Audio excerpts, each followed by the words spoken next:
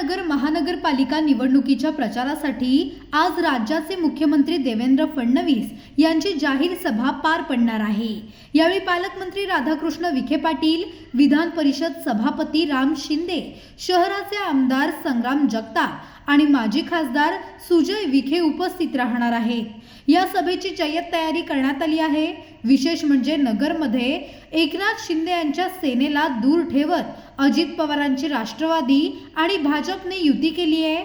त्यामुळे मुख्यमंत्री देवेंद्र फडणवीस काय बोलणार याकडे नगरकरांचे लक्ष लागले आहे। या सभास्थळावरून आढावा घेतलाय आमचे अहिल्यानगरचे प्रतिनिधी गिरीश रासकर यांनी।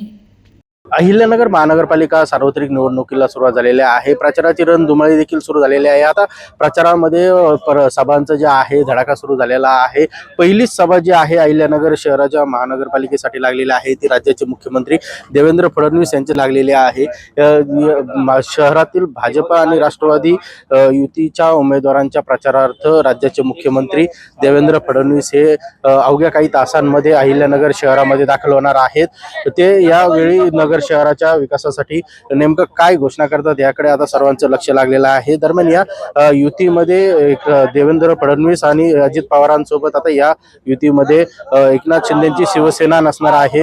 या सगळ्या महायुतीतून एकनाथ शिंदेची शिवसेना बाहेर पडल्यानंतर ती स्वबळावर इथले सर्व जागा लढवत आहे। अहिल्यानगर महानगरपालिकेसाठी 68 जागांसाठी जे आहे महानगरपालिकेची निवडणूक होत आहे।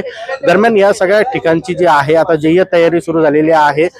खुर्च्यांची व्यवस्था देखील केलेली आहे। वरती मंच सभाचा मंच देखील तयार झालेला आहे। त्यासोबतच या सगळ्या सभा मंडपांमध्ये माजी खासदार सुजय विखे असतील, त्याचबरोबर राज्याचे मुख्यमंत्री देवेंद्र फडणवीस असतील, पालकमंत्री राधाकृष्ण विखे पाटील असतील, त्यासोबत आमदार संग्राम जगताप आहेत। या सर्वांचे फ्लेक्स देखील झळकल्याचं पाहायला मिळत आहे। त्यामुळे एकंदरीतच शहरात जे आहे ते भाजपचं आणि राष्ट्रवादीचं वातावरण आता कसं पलटते हे पाहणं महत्त्वाचं ठरणार आहे।